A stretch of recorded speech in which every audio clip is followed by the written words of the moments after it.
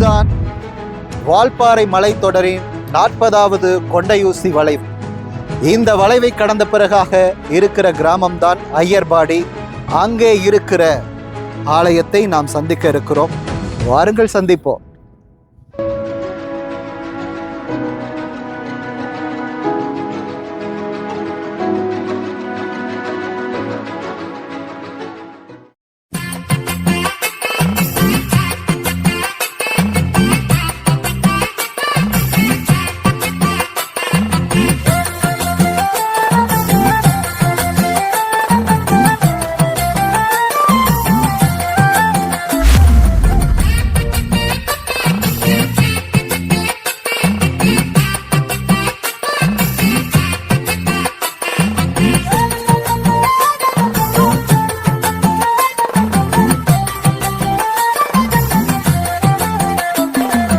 வாழும் வழி தெரிஞ்சவரு வனத்தையா, நான் வாழ வழி காட்ட வேணும் வனத்தையா.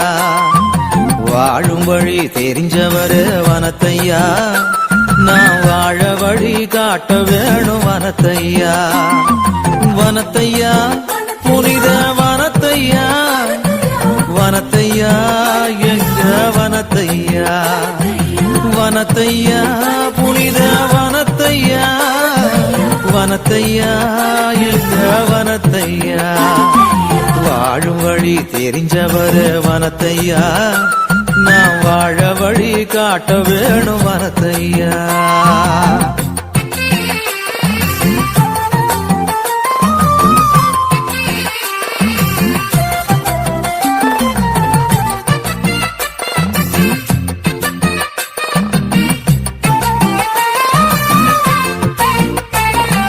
காட்டுக்குள்ள மோட்ச இன்பம் இருப்பத நீர் காட்டுகின்றீர் கண்டு கொண்டேன் வனத்தையா.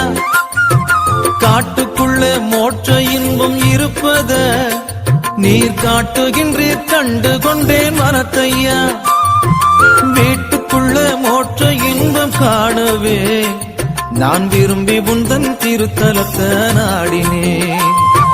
வீட்டுக்குள்ள மோட்ச இன்பம் காணவே நாம் விரும்பி உந்தன் திருத்தலத்தை நாடினேன்.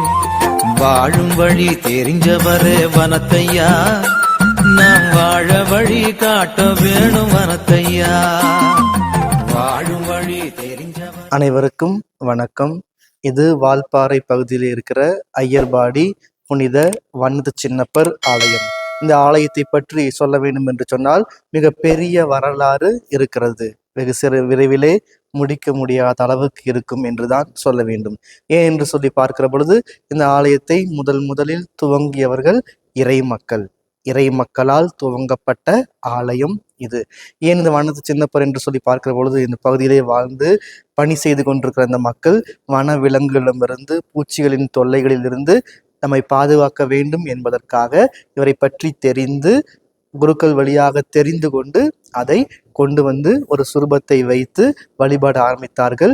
அவருக்காக நவநாள் எடுக்க ஆரம்பித்தார்கள். இப்படியாக துவங்கப்பட்டதுதான் இந்த ஆலயம். இந்த ஆலயம் 2 மலைகளுக்கு மத்தியிலே முதலிலே துவங்கப்பட்டது. இந்த ஆலயத்தினுடைய முன்புறமாக இருக்கிற அந்த பள்ளத்தாக்கிலே தான் முதலில் துவங்கப்பட்ட ஆலயமாக. இந்த இடத்திற்கு இந்த ஆலயம் 73 ஆண்டுகள் நிறைவடைய இருக்கிறது.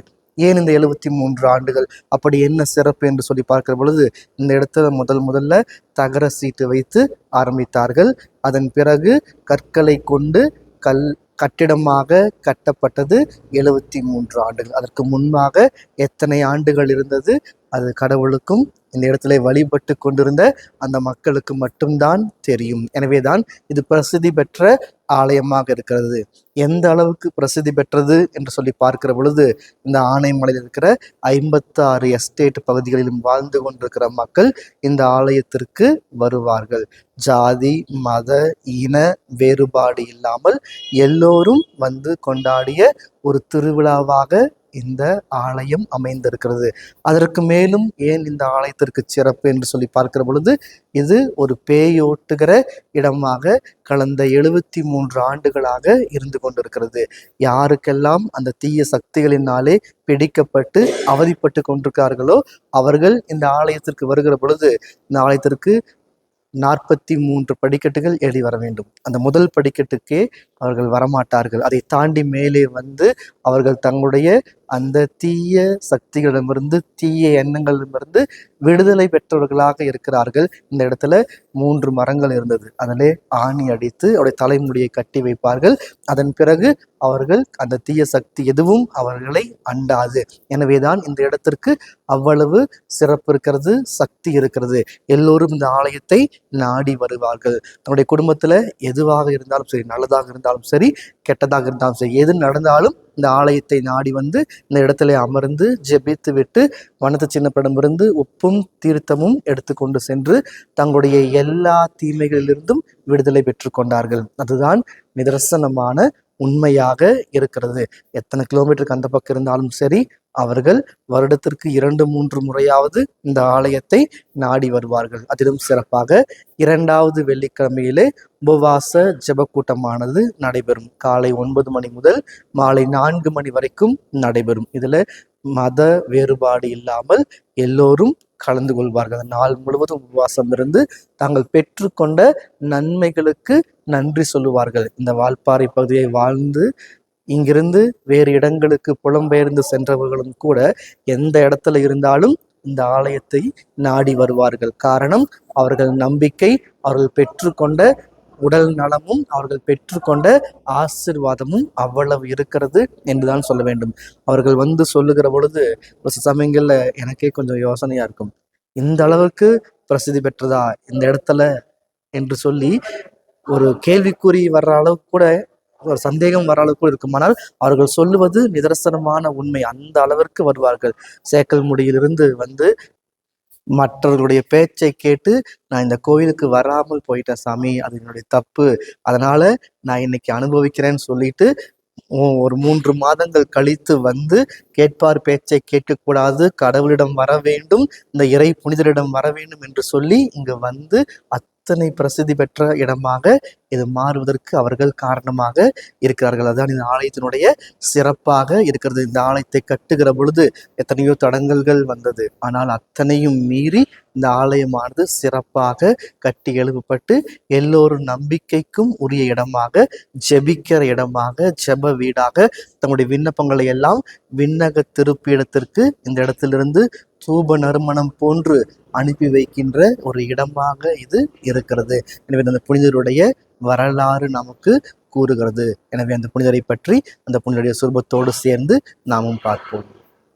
இந்த வனத்து சின்னப்பருடைய சுரூபத்தை பற்றி பார்க்கிற பொழுது நீங்க கூகுள்ல எங்க தேடினாலும் இதை போன்ற ஒரு சுரூபம் வராது. வனத்து சின்னப்பர் முழு அங்கியோடு நிற்கிற மாதிரி தான் இருக்கும். ஆனால் இங்கு மட்டும்தான் இந்த முழங்கால் படியிட்டு பக்கத்துல ஒரு மண்டையோடு இருக்கின்ற ஒரு சுரூபமானது வடிவமைக்கப்பட்டு, அதுவும் ஹிந்து சகோதர சகோதரிகளால மிகவும் ஒரு போற்றத்தக்க ஒரு புனிதராக இந்த சுரூபத்துக்கென்று அல்லது இந்த ஆலயத்திற்கென்றே அவரை பார்க்க வேண்டும் என்பதற்காகவே தேடி வருகிற ஒரு சுரூபமாக இது இருக்கிறது. மிகவும் நேர்த்தியாக வடிவமைக்கப்பட்டு மிக அழகாக ஒவ்வொரு நாளும் அந்த புனிதருக்கு தேவையானதை, அதாவது மாலை கொண்டு வந்து போடுவாங்க, அவங்களே வேஷ்டி கொண்டு வந்து கட்டி விடுவாங்க, அவர்களே அந்த இந்து மக்களே இது அனைத்தையும் செய்கின்ற ஒரு இடமாக பிரசித்தி பெற்ற தலமாக இருக்கிறது. இந்த சுரூபத்தை நீங்கள் வழிபடுகிற பொழுது, வணங்குகிற பொழுது, நீங்கள் பார்க்கிற பொழுது அந்த புனிதருடைய வாழ்க்கை முழுவதுமாக எப்படி கடவுளுக்காக தன்னையே காற்றிற்குள் சென்று அர்ப்பணித்தாரோ அது உங்களுக்கு தெளிவுபடுகிற விதமாக இது அமைக்கப்பட்டிருக்கிறது. நீங்களும் புனித வனத்து சின்னப்பரை நாடி வாருங்கள். அந்த வனத்து சின்னப்பரிடமிருந்து ஆசை பெற்றவர்களாக, அவருடைய பரிந்துரையை பெற்றவர்களாக மாற இந்த ஆலயத்தை நாடி வந்து ஜெபிக்கும்படியாக உங்களை அன்போடு வரவேற்கின்றேன்.